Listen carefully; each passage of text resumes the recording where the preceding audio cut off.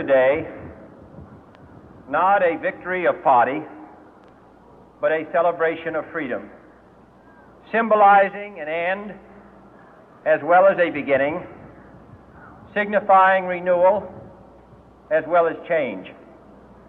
For I have sworn before you and Almighty God the same solemn oath our forebears prescribed nearly a century and 3/4 ago. The world is very different now, for man holds in his mortal hands the power to abolish all forms of human poverty and all forms of human life. And yet the same revolutionary beliefs for which our forebears fought are still at issue around the globe. The belief that the rights of man come not from the generosity of the state, but from the hand of God. We dare not forget today that we are the heirs of that first revolution. Let the word go forth from this time and place to friend and foe alike that the torch has been passed to a new generation of Americans born in this century, tempered by war, disciplined by a hard and bitter peace, proud of our ancient heritage, and unwilling to witness or permit the slow undoing of those human rights to which this nation has always been committed and to which we are committed today at home and around the world.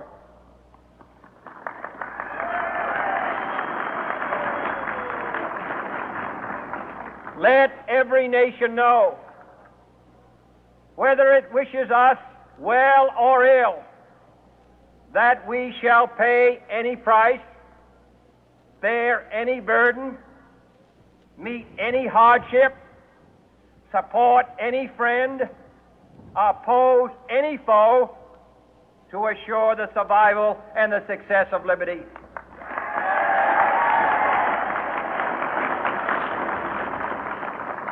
This much we pledge and more.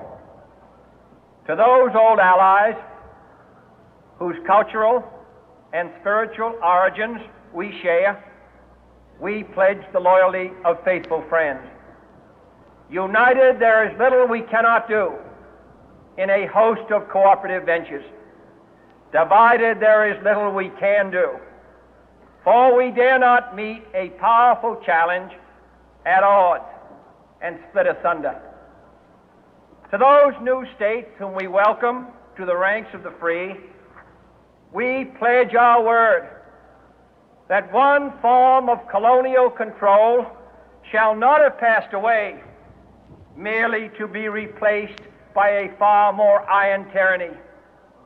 We shall not always expect to find them supporting our view, but we shall always hope to find them strongly supporting their own freedom, and to remember that in the past, those who foolishly sought power by riding the back of the tiger ended up inside.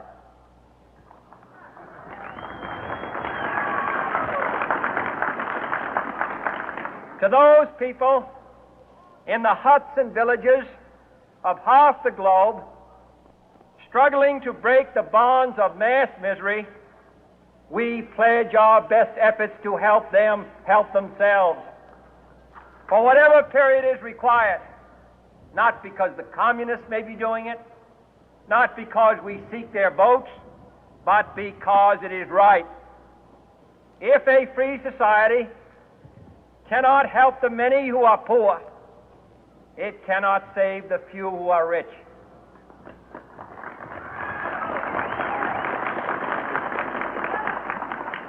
To our sister republics south of our border, we offer a special pledge to convert our good words into good deeds, in a new alliance for progress, to assist free men and free governments in casting off the chains of poverty.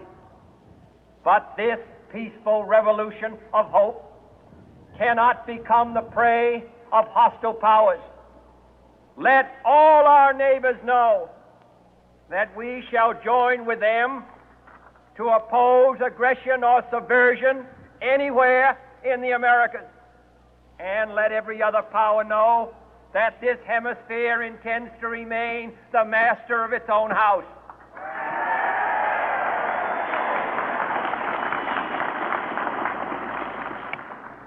To that World Assembly of Sovereign States, the United Nations, our last best hope, in an age where the instruments of war have far outpaced the instruments of peace, we renew our pledge of support to prevent it from becoming merely a forum for invective, to strengthen its shield of the new and the weak, and to enlarge the area in which its writ may run. Finally, to those nations who would make themselves our adversary, we offer not a pledge, but a request that both sides begin anew the quest for peace. Before the dark powers of destruction, unleashed by science, engulf all humanity in planned or accidental self-destruction, we dare not tempt them with weakness, for only when our arms are sufficient beyond doubt can we be certain beyond doubt that they will never be employed. But neither can two great and powerful groups of nations take comfort from our present course, both sides overburdened by the cost of modern weapons, both rightly alarmed by the steady spread of the deadly atom, yet both racing to alter that uncertain balance of terror that stays the hand of mankind's final war. So let us begin anew, remembering on both sides that civility is not a sign of weakness, and sincerity is always subject to proof. Let us never negotiate out of fear, but let us never fear to negotiate.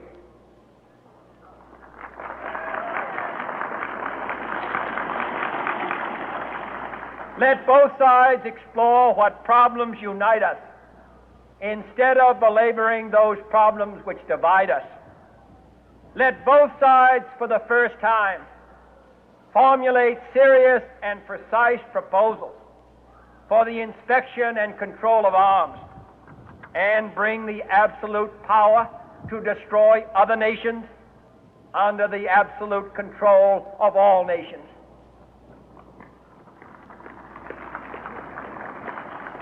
Let both sides seek to invoke the wonders of science instead of its terrors. Together, let us explore the stars, conquer the deserts, eradicate disease, tap the ocean depths, and encourage the arts and commerce.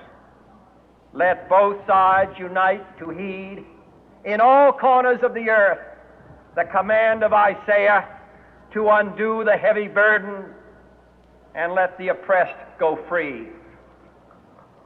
And if a beachhead of cooperation may push back the jungle of suspicion, let both sides join in creating a new endeavor, not a new balance of power, but a new world of law, where the strong are just and the weak secure and the peace preserved.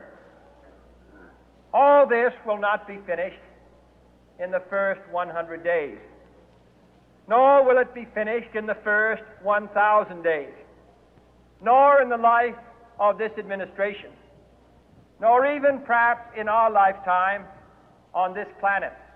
But let us begin.